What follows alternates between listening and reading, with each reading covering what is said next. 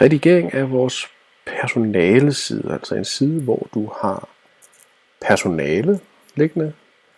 I det her tilfælde så ligger det under om på vores side, så vi browser frem til den, og du kan se lige nu er der 2 ansatte eller 2 medarbejderprofiler. Hvis vi går ind og klikker på redigere her, ja, så kan man se, at vi kan gå ind og rette i de forskellige profiler, der er ved at trykke på Edit. Og vi kan nu skifte et billede ud med et nyt, og vi kan selvfølgelig også ændre i, i navn og i e-mail og tilføje et telefonnummer, og vi kan trykke på gem. Lige så snart vi har trykket på gem, så vil vi kunne se ændringerne ude på vores side.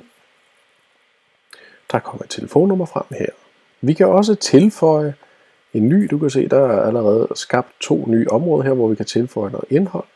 Og det gør vi ved at trykke på, eller en måde er at trykke på Copy to Clipboard, som jeg også har snakket lidt om i en anden video. Og her der kan vi så paste fra Clipboard. Den vil så ligge her allerøverst som People eller Profile. Og når vi klikker på den, jamen, så er det en kopi, og vi kan så simpelt gå ind og tilrette den her til at tilføje et nyt medarbejderbillede og et nyt navn og et nyt telefonnummer og en ny e-mail, og vi kan trykke på gem, og vi har nu tilføjet ny.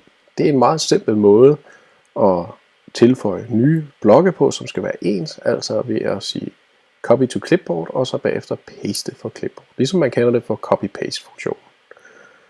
Hvis vi gerne vil have ham her væk, jamen det gør vi ved at trykke på den, og vi trykker på delete. Der kommer en advarsel op her, om du er sikker på, at du gerne vil slette den, og det er vi. Og den er væk. Så snart vi er færdige, så går vi op under edit her ved hjørnet og trykker på publish. Så når vi har gjort det, jamen så er personalesiden opdateret.